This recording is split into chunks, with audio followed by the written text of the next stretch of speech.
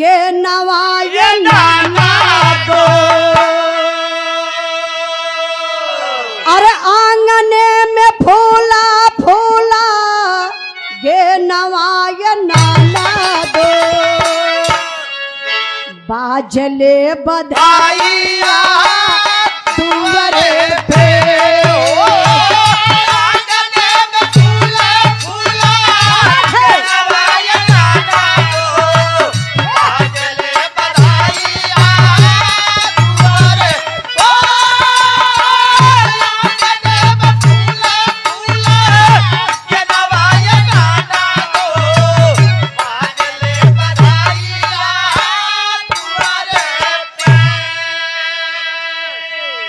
नगर में निमंत्रण भेजवा के बड़े बड़े विद्वानों को बुला लेते हैं। दरबार ऐसे लगल बा, सिंहासन पर विक्रमादित्य राजा बैठल हुआ। सवाल कैलन, अरे मेरे नगरवासियों, मेरा एक सवाल है। मैं पहले जन्म का कौन ऐसा करतब कमाई किया हूं जो इस जन्म में मैं राजा बन गया? पूरा दरबार में खाली हो गया। एक थे बुजुर्ग आदमी बड़ा विद्वान वही दरबार में बैठल है। विक्रमादित्य राजा का निगाह पहुंचल, हाथ जोड़ के खड़ा हो गई सिंहासन से। कहला महाराज की जय हो, पूरा दरबार खाली, दरबार में आप बैठल है, आप बतैबा का? बुजुर्ग आदमी बड़ा विद्वान कहले बचवा बताई तना, यहाँ से चल जा कृष्ण वन जंगल में एगो साधु मिली है, सवाल करवा जवाब मिल जाई। विक्रमादित्य राजा बाबू दरबार से निकलने घोड़ा पर सवार कृष्ण वन जंगल में गईलन। जैसे ही जंगलवा में प्रवेश करत हमें, वही जंगलवा में से साधु बाबा निकल के बहरे अवत हुआ, गांव के तरफ जात हुआ। विक्रमादित्य राजा वही लमवे से चिल्लात हुआ, ए बाबा ए बाबा ए। रुकी रुकी, साधु बाबा रुकल, कहला हाँ बचवा। विक्रमादित्य राजा कहला बाबा एगो हमार सवाल है। हाँ बच्चा सवाल, पहले जन्म का कौन ऐसा करतब कमाई कैले बानी के जन्म में हम राजा बन गईली? साधु बाबा कहला ये बचवा हम बताई तना, एक उपाय बताई। चल जा यहाँ से छत्तीसगढ़ में, छत्तीसगढ़ का जवन राजा हम, राजा के घरे एगो लड़का पैदा भल बा, उ मर गल बा, वही से सवाल करवा जवाब मिल जाई। विक्रमादित्य राजा बाबू घोड़ा घुमा देहलन, चलल हम छत्तीसगढ़ में राजा के दरबार में। राजा के दुआरे बड़ी भीड़ बा, लड़का पैदा भल बा, मर गल बा, लाश रखल बा। कोई लसिया सजाए के विक्रमादित्य सवाल करत हूँ। सवाल का कैलन है भाव आई। विक्रमादित्य राजा गईलन दुआरे, लाश रखल बा, वही लसिया से सवाल करत हूँ। का कैलन, अरे छत्तीसगढ़ जाई जाबा देख राजा ज्ञानी। अरे छत्तीसगढ़ जाई जाबा देख राजा ज्ञानी। लसिया धैला बा दुआरे पे।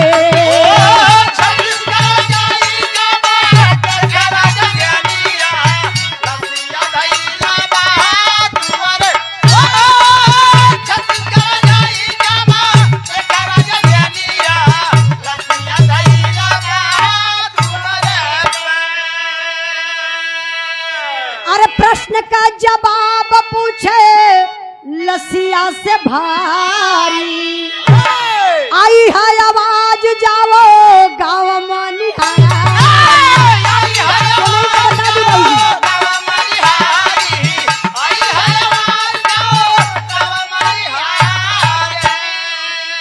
अरे भेदवा बतैहा घीरा धोबी का दुल्हनिया।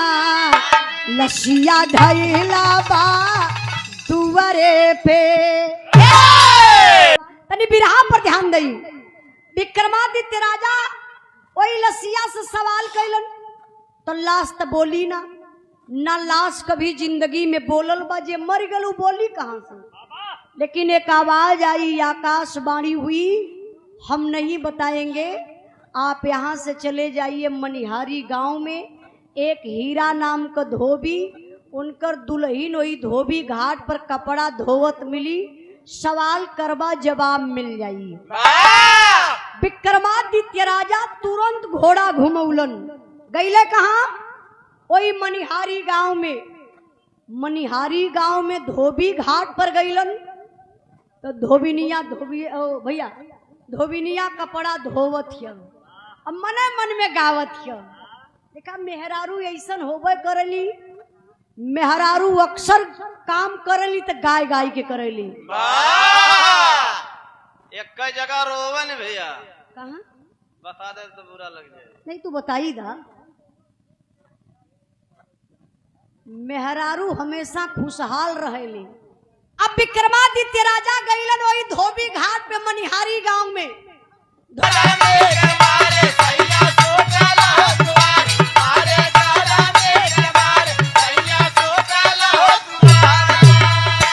हमके शासन नदिया मारली मेहनवाना, हमके शासन नदिया मारली मेहनवाना, हमके शासन नदिया मारली मेहनवाना।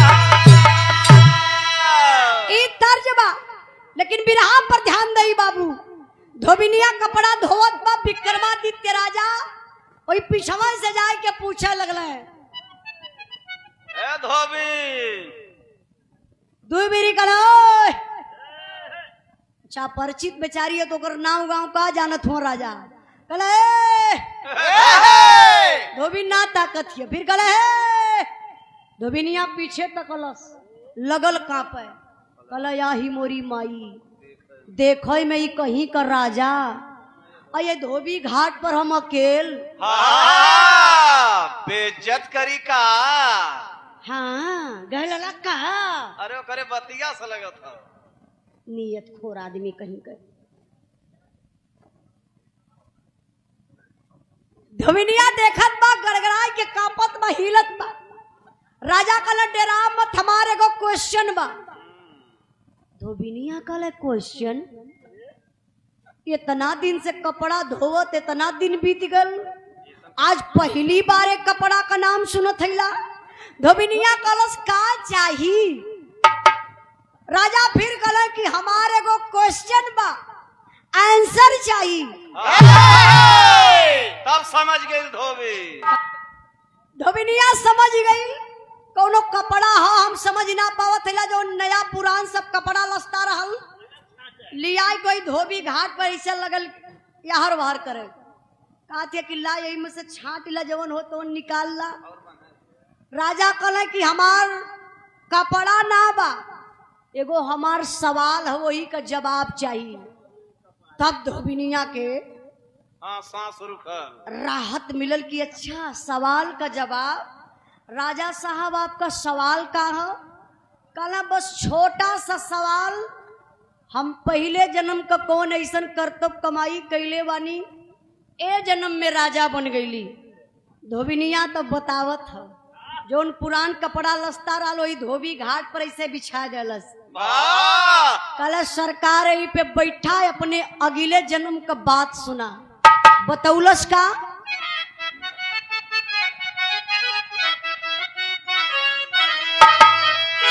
धोबी घाट पे बोली राजा से धोबिनिया,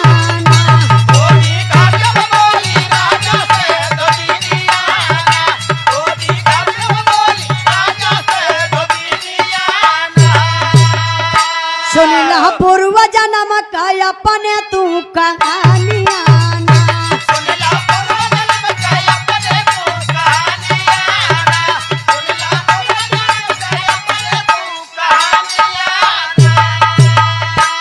सुनिला पूर्व जन्म का हाल,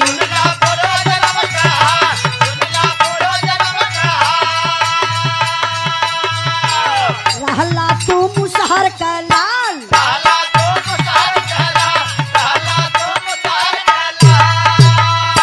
प्यार से पलला माई बाबू कर जतनिया,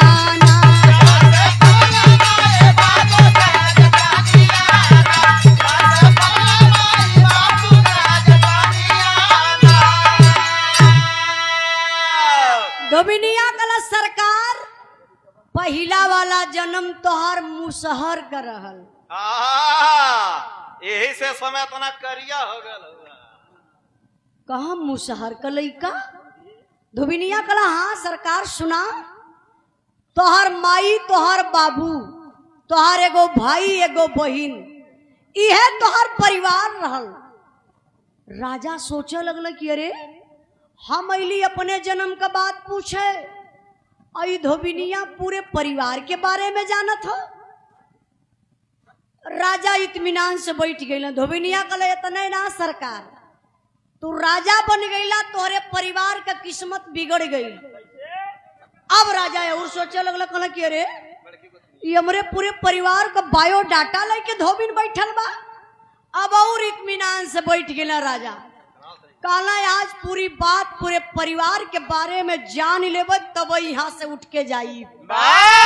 धोबिनिया कहला सरकार एक बार का बात बा। बात का बा मास्टर साहब यही जकलाइन तर्ज लगल हो। अरे बड़ा के गोतिनिया मारलस, अरे बड़ा के गोतिनिया मारलस। नवा का बतिया पतिया रोई रोई ना, पतिया रोई रोई ना। लिखवावा राजा मतिया पतिया रोई रोई ना।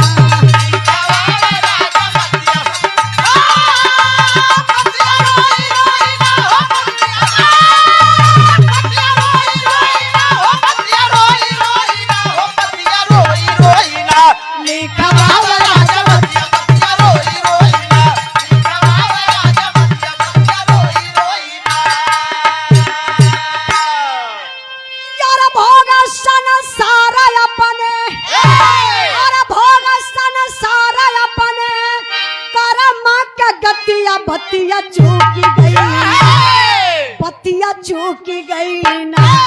घाती भइल की समतिया बतिया चूकी गई ना।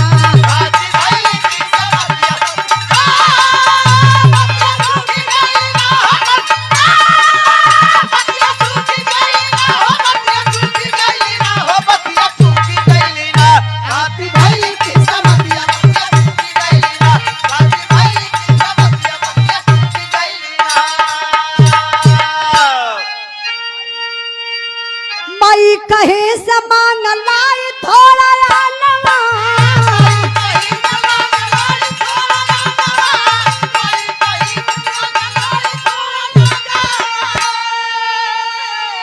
हटिया बना के धैल सबके समानवा।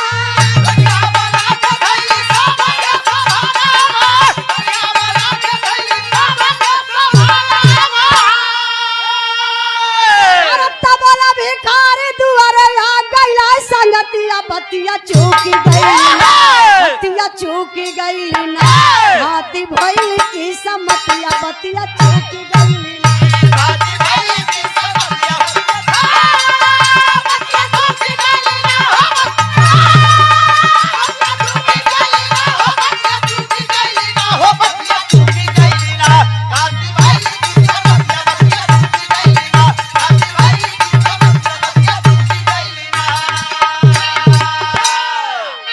धोबिनिया कला सरकार एक बार राज में सूखा पड़ गल, तबाही मच गई। भूखन प्यासन जीव जंत सब परेशान हो गल। तोहर माई कहीं बड़ा दूर गईली, थोड़ा से अनाज लेके अली, पीस पोई के रोटी बना देहली।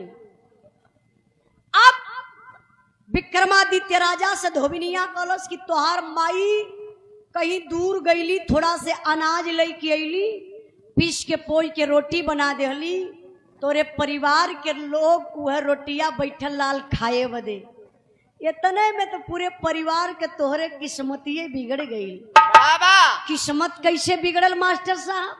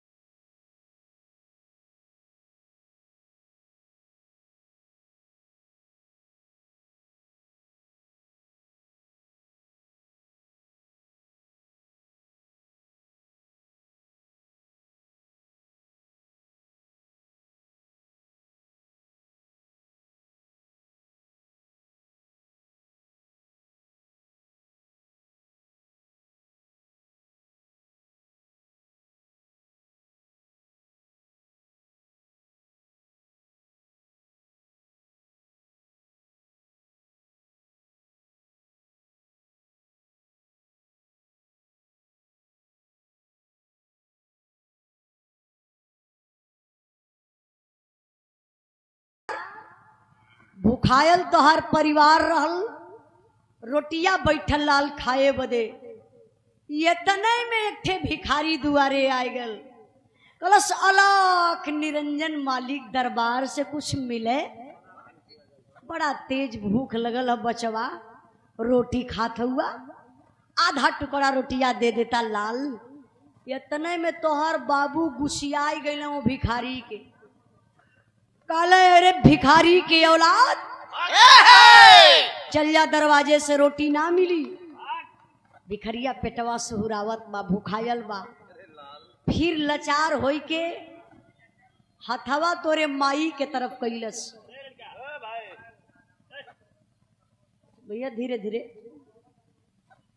तोरे माई से जब रोटिया मंगलस तो तोहर मैयो रोटिया ना दली, कली अरे कुत्ता के औलाद, जाय के दूसरे के दुआरे पर रोटी मांग के खाए ले। भिखरिया श्राप दे दलस, तोरे बाबू से कलस कि जा आज एक टुकड़ा रोटी ना दे के साधु के अम्मे भिखारी बनावत हुआ, अगला जन्म तोहर बिगड़ जाई, तू स्वयं भिखारी बन जाइबा, साधु बन जाइबा।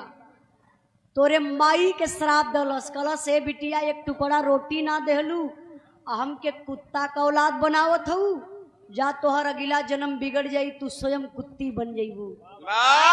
गली गली में घूमबू, कहीं आधा टुकड़ा रोटी पैबू, कहीं वो न पैबू, लोग दुआरे से दूर दूर आए के भगाई दे, जैसे आज तू हमके भगावत हऊ। मन में श्राप देत हो, अगर वो बोल के श्राप दे तब ले तो उन्होंने पूरा परिवार चढ़ बैठता वो साधु वो भिखारी के ऊपर। मन में वो श्राप रहा है। फिर हथवा आगे बढ़ौलस तोरे छोटके भैया के तरफ। ये तने में तो तोरे परिवार का किस्मत बिगड़ल। राजा कहला एक मिनट, इहो तो के मालूम हो कि हमारे परिवार का किस्मत बिगड़ गल, तो कहाँ बा हमार परिवार, कौने स्थिति में बा? धोबिनिया कहला सुना सरकार, हम बतावत थैला, तोहार परिवार तो से मिलल रहल, तोरे आँखी के समन्वय पड़ल, लेकिन तू समझ ना पौला राजा साहब। राजा कहलन ना हमके तो पता ना बा, तनिए के बतावा। तो धोबिनिया बतावत बा बाबू पूरे परिवार के बारे में कि वो भिखारी के श्राप से पूरे परिवार का जन्म बदल गल। और जन्म बदलल तो जन्म मिलल का कि 4 लाइन बिरहा में बड़ा इंपॉर्टेंट लाइन बा।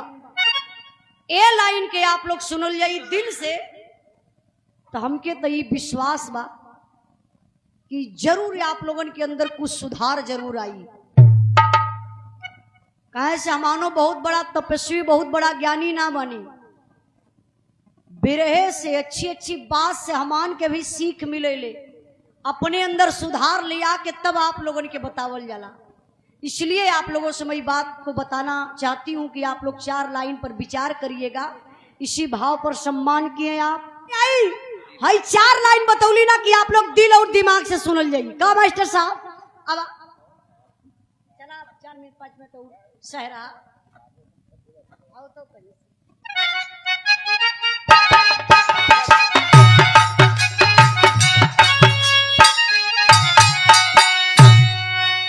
अरे दाना किए से नहीं धानवा घटेला रे भैया,